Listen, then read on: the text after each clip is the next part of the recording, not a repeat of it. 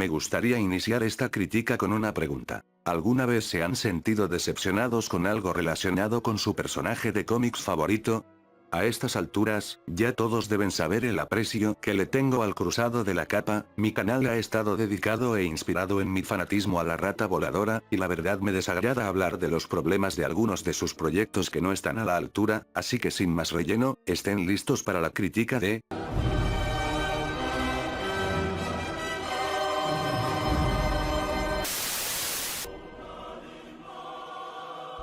Ya ha transcurrido unas semanas desde la muerte de Harvey Dent, la mafia intenta mantenerse de pie tras la sorpresiva captura de Rupert Thorne. Batman naturalmente ha evitado y frustrado los planes de los mafiosos, aunque se enfrentará a una nueva serie de amenazas que harán que llegue a su límite. Cuando salió la primera temporada, no dudé en dar mi opinión, pareciéndome un producto más que aceptable, aunque no le llegaba a los talones a la serie animada de los 90s. No obstante, esta segunda temporada nos volvió a recordar que la serie animada no solo sigue siendo de las mejores adaptaciones del personaje, sino que su nivel de calidad es superior a lo que nos ofrece esta serie, que en un inicio se consideró como una continuación directa del programa antes mencionado. Algunos me están diciendo que me están pagando por hablar mal, entre comillas, de esta serie, pero veamos por qué la temporada no solo no supera a la anterior, sino que debemos cuestionar algunas de las decisiones de los creadores de este proyecto. Bruce Timm, Matt Reeves, y el genérico JJ Abrams, aumentan el nivel de violencia y crudeza de la serie, algo que no lograron transmitir en la temporada anterior. El estilo noir se mantiene, lo cual ha justificado gran parte de los elogios de la serie, pero es desde aquí donde empieza el problema de la misma, ya que al querer irse por ese enfoque, no permite explorar otras alternativas, generando así un estancamiento, falta de contraste y malas caracterizaciones. ¿Esto quiere decir que la serie se ha vuelto genérica? No exactamente. La animación se mantiene como en la primera temporada, con un poco más de fluidez, y el soundtrack es más que el adecuado para este mundo ambientado en la década de los 40, aunque al no haber mucha variedad, se vuelve un tanto repetitiva. No es como en la serie animada, que también tenía inspiración de aquella década, pero nos daban variedad de temas para todas las situaciones. El Batman de esta serie me parece una de las más acertadas, una viva imagen de lo que era el Cruzado de la Capa en sus primeras aventuras, un detective misterioso, pero que no solo se enfrenta a la mafia, sino también a nuevos sujetos, uno más extravagante que el anterior. Aunque no todos sus villanos cumplen con esta descripción, su Bruce Wayne es también digno de mención. Si bien no aparece mucho, tiene ciertas similitudes con las versiones de Michael Keaton y Ben Affleck, un sujeto que tiene una fachada para socializar y estar al pendiente de todo lo que ocurre en su corrupta ciudad, pero que está evidentemente mal de la cabeza en términos psicológicos. En una época donde Matt Reeves hizo al personaje un emo que le da igual su identidad secreta, es esperanzador que aún haya gente que sabe cómo debe verse y comportarse el murciélago, tanto como vigilante como en su disfraz de multimillonario. En cuanto a los aliados, Alfred, el comisionado Gordon, su hija Bárbara Gordon, y René Montoya se mantienen correctos, aunque sigo pensando que la caracterización de dos de ellos no me parecen las mejores, y no es porque sean de color, pero si los iban a dejar como siempre, no tiene sentido que les hayan cambiado el tono de piel. La interacción de Alfred con Bruce es más de lo que se vio en la anterior temporada. No es que aborden mucho con su dinámica, pero cada que salen juntos, ofrecen de las mejores escenas de la serie. Los Gordon y Montoya fueron relegados a secundarios con poco nuevo que contar, aunque también logran ser personajes entretenidos, pero tampoco esperen ver personajes muy tridimensionales. La relación de Montoya con Harley Quinn está de relleno. No solo no se explica cómo estas dos se reencontraron, pues en la temporada pasada, la psicóloga había escapado de la muerte, y aquí nos ponen a ambas viviendo juntas, sin abordar cómo terminaron de tal forma. Ahora toca hablar de lo que, en lo personal, fue lo que menos me gustó de la serie, y es una de sus mayores problemáticas, y es la caracterización de algunos de los villanos de la Galería del Murciélago, y esto lo dividiré en dos partes.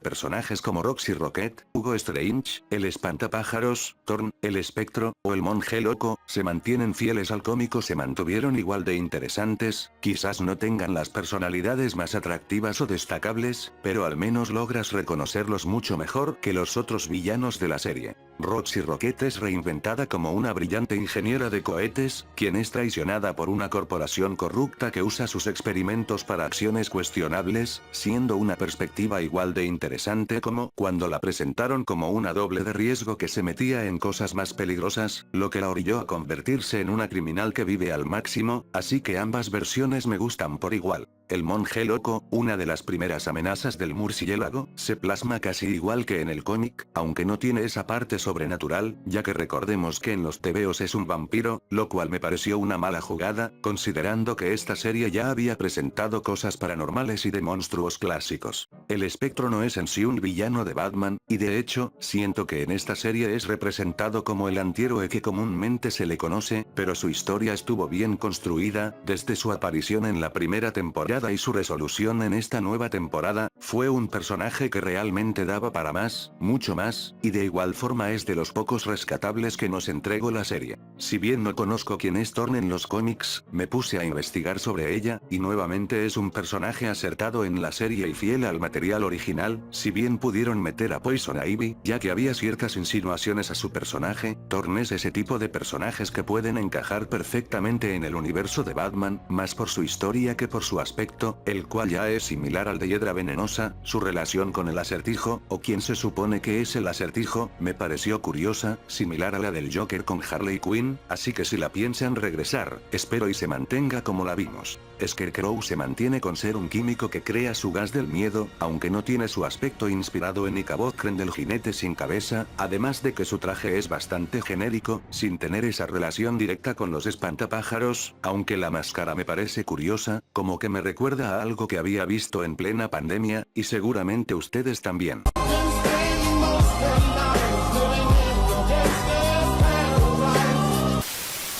Hugo Strange también permanece como lo conocemos, aunque su obsesión con Batman es algo retratado como mera referencia, sin algún trasfondo que pueda aprovechar la rivalidad que tienen estos dos personajes desde los inicios del murciélago, además de ser terriblemente desaprovechado a mitad de la serie. Pero para hablar de villanos desperdiciados y mal adaptados, toca hablar de los siguientes, empezando por la Sombrerera Loca, es el mismo error que cometieron con la Pingüina, una reinvención que carece de personalidad, como si para darle popularidad al personaje, sí o sí tenían que cambiarle el género, ni siquiera tiene su obsesión con el clásico cuento de Alicia en el País de las Maravillas, es solo una reportera de chismes más del montón. Luego tenemos a Mr. Zero, este era el nombre original de Mr. Freeze cuando fue creado, pero en la serie lo reinventaron como un sicario con poco carisma o trasfondo, que congela a la gente para coleccionarlos, como si la historia que nos mostraron con Freeze en los 90, aquella que mostraba una historia de amor y tragedia, que presentaba un antagonista con una motivación con la cual podamos empatizar, y la cual le dio algunos premios a la serie, no fuera la gran cosa, y para adaptar a este hermoso y trágico personaje a un entorno más noir, tenían que hacerlo un sicario genérico más del montón.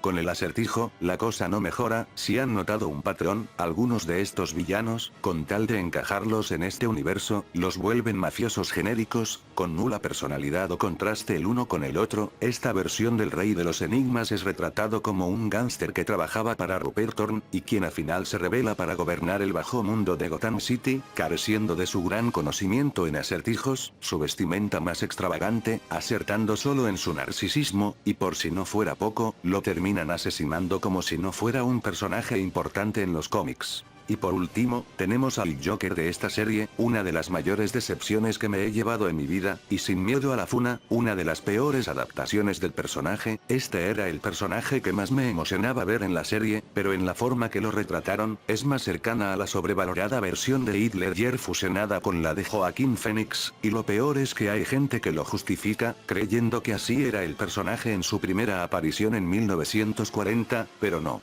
El Joker por aquellos días era un villano carismático carismático, no era tan bufonesco como se le conocería tiempo después, sin embargo, no se mantenía serio en todo momento, si había veces donde no le gustaba que le arruinaran sus planes, pero siempre tenía una sonrisa perturbadora, la cual mostraba cada vez que había un cadáver, se divertía si alguien moría y le gustaba llamar la atención, sin tener que recurrir a una filosofía seria y compleja. Toda esta mala percepción que se tiene del Joker clásico, viene del mediocre cómic de los tres Jokers, cómic que solo hace canon el origen de The Killing Joke. Sé que es una tarea titánica el superar la interpretación de Mark Hamill con el príncipe payaso del crimen, pero para este tipo de reinvenciones, lo único que me provocan decir es: ¡son mamadas! ¡Son mamadas! ¡Son mamadas!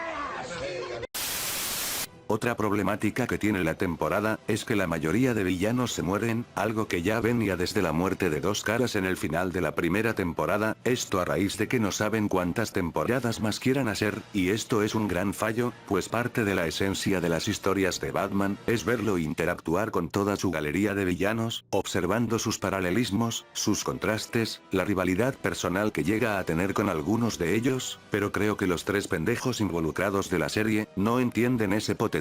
por si a adaptar mal a la mayoría de ellos no fueran suficiente. En resumen, la segunda temporada de Batman Caped Crusader es un producto aceptable a secas, tiene una animación muy buena, un soundtrack correcto, una historia entretenida, pero carece de muchas de las cualidades que nos ofrecen los cómics del murciélago, y es por eso que la serie animada de los 90 funciona mejor, ya que si bien está inspirada de igual forma en la década de los 40, cada personaje tenía su propia personalidad y diseño, cada uno siendo fiel al material original, sin tener que parecerse entre sí, o hacerlos demasiado oscuros. Aunque la serie lo ha hecho bien, no le llega ni a los talones a la mejor serie y la mejor adaptación que ha tenido El Cruzado de la Capa.